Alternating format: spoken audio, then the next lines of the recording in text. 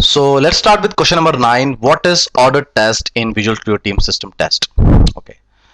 Now, when you actually do a right click and you add a new test, you can see here something called as order test. Now, order test is basically used to execute a set of existing tests in a specific order. For example, you would like to probably first execute the unit test, and then you would like to execute a web test, and finally at the end of the day you would like to execute your performance test. So order test basically helps you to specify order of your existing test in your project. So let's click OK. Now once you click OK, it will pop up all the tests what you have currently in your project.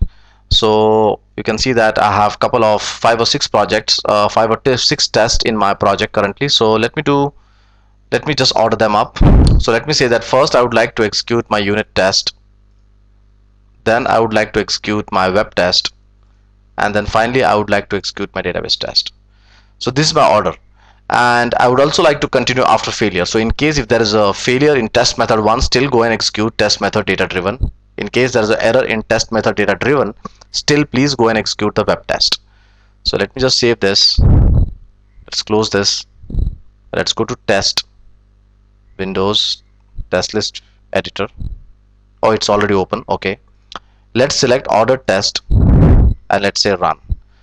Now once you start running the test case, once you start running the order test, you will see that it will start executing the test in one by one order. So it